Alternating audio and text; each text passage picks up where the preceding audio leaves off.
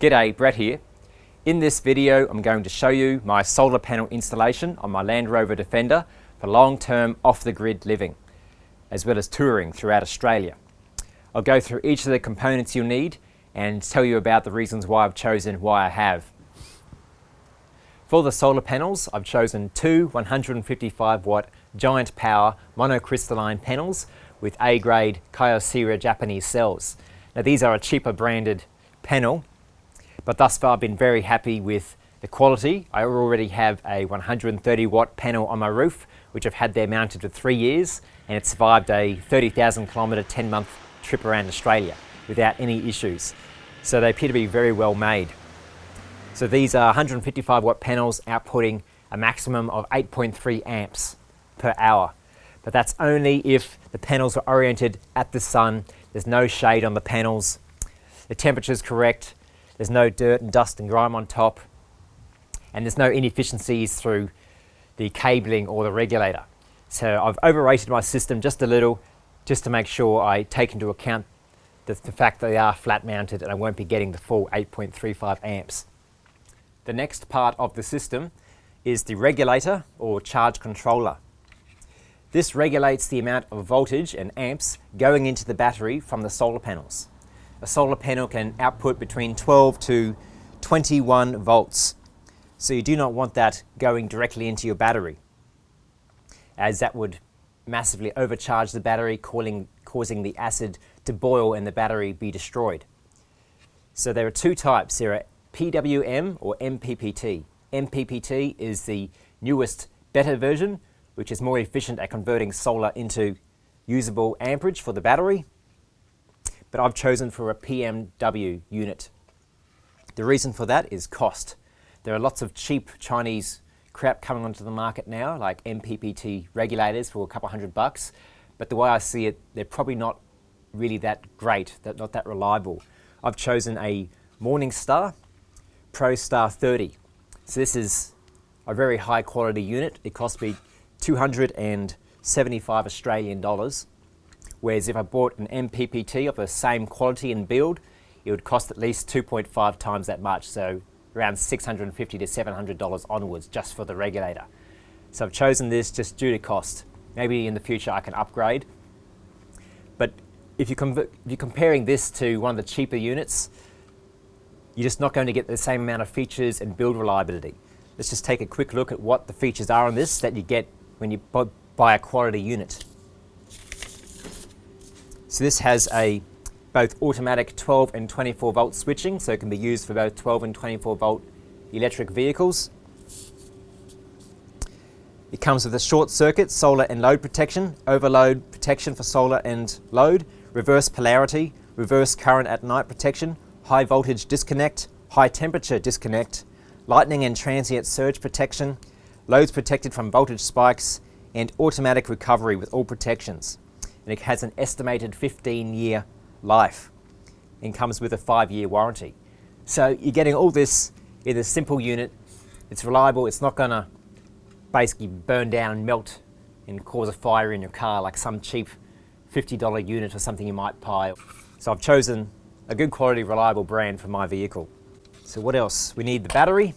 For this I've gone with a giant power 130 amp hour AGM battery. And that's approximately 30 kilograms, so it's quite a bit of weight.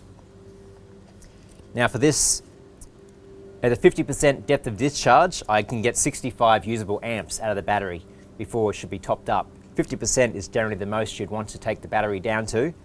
But if we look at the number of cycles we get, or the lifespan we get out of a battery, if we skim off the top 30% depth of discharge, using 39 amps, we have about 1,650 cycles. You can basically turn that into a day, 1,650 days basically of taking it down and recharging, taking it down, recharging. If we took down to 50%, we'd only get about 700 cycles. So we've just dramatically reduced the lifespan of the battery. If we take it all the way down to 100% and use all 130 amps available in the battery, we'd only get 300 cycles out of it before the battery is dead. So it's less than a year. So it's ideal to just take off the top 30 to 50%. Other components you'll need is the solar cable, I've chosen 6mm square with MC4 connectors.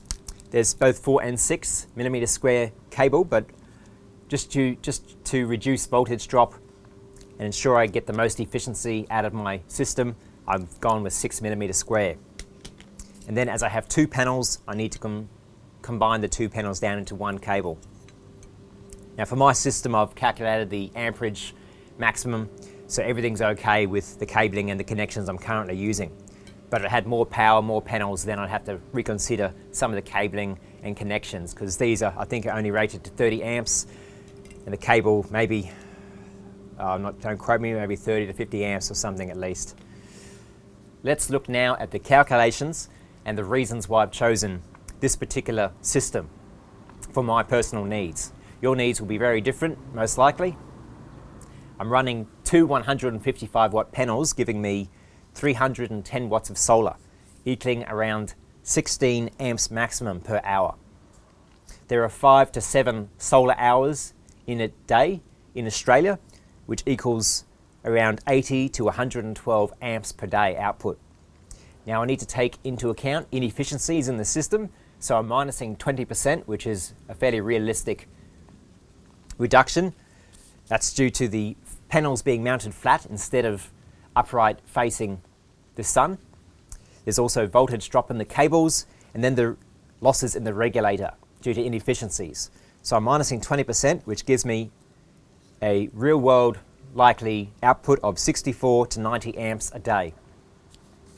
So why do I need so much power? Well, I run a laptop pretty much every day when I'm on the road. I use that for editing videos like this, for editing photographs, updating my travel blog, writing articles, and just conducting personal business banking. So the laptop draws 8 amps per hour. I might use that around 5 to 8 hours a day, particularly at night once the light goes down. I'm on the computer. That uses around 40 to 64 amps a day. I've got an inverter which I run as well, just for charging small batteries for cameras and video cameras. I'm not sure exactly how much, but we'll just say 4 amps for that. And I have lighting for night, which is around 2 amps an hour by 4 hours, which is 8 amps. Meaning I have a total of 52 to 76 amps a day, which I must put back into the battery. So with a system producing 64 to 90 amps and my consumables requiring 52 to 76 amps, I've easily putting enough juice back into the batteries to keep them topped up and having some excess, because there will be days when I won't be on the computer. I'll be out hiking or camping. So I think at this point in time, the system is sufficiently rated for the power requirements that I need. So let's begin with the installation. For mounting the panels on the roof of my Defender, I've made my own solar panel roof rack. This is a modular system which fits in between my 2 roof bars which I already have on the roof. So when I don't need the extra power for when I'm traveling, I can disconnect this section, take it off, and still have roof bars for transporting a kayak or whatever else I want.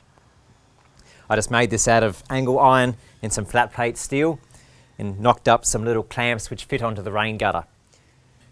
So I'm hoping this will be plenty strong to support the weight of my 2 panels, as the panels themselves do have a strong frame around the edge, which will help give it this extra strength and rigidity while traveling on corrugations, but allow for some flexibility and movement.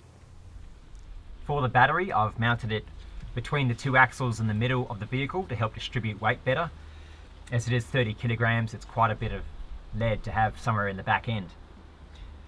Now I've made up my own bracket. This comes integrated with the circuit breaker, which protects all the cabling on this side. So if there is a fault, it will trip, and it's easily accessible from the driver's seat. If I need to break it, I can just reach across and push it and break the circuit for whatever reason. It comes also with an Anderson plug, so I can charge my battery through an inverter straight from this battery. Now a battery box would be better for extra protection, but after I purchased one, I found I could not fit 4 jerry cans across for my water and any additional fuel supplies. I could only fit 3, so I got rid of the battery box, and instead I'm using a thick piece of rubber.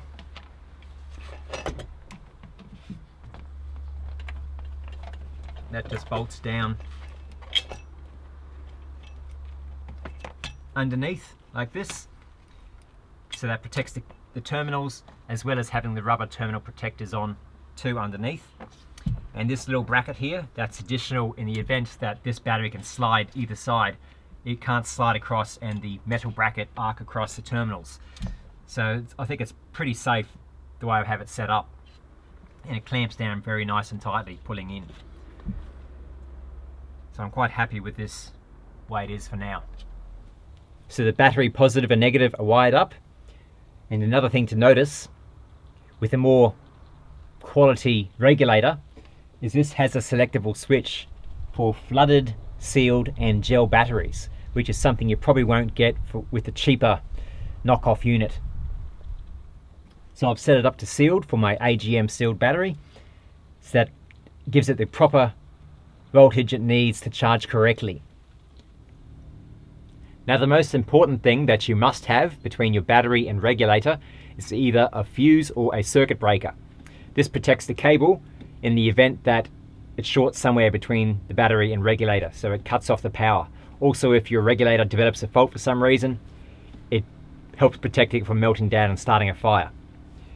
So I've happened to rake my cables as well for the current coming in,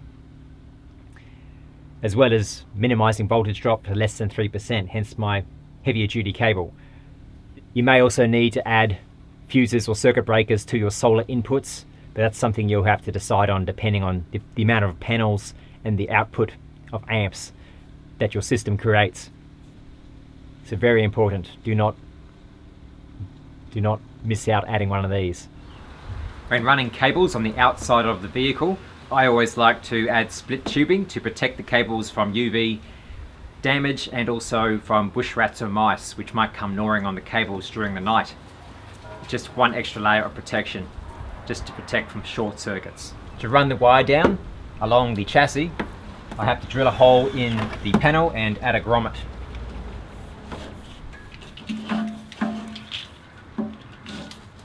Now I'm adding some self-adhesive foam strip as an absorption for vibration along the edge of the solar panels. This will just help take up any movement between the panels and the frame, hopefully.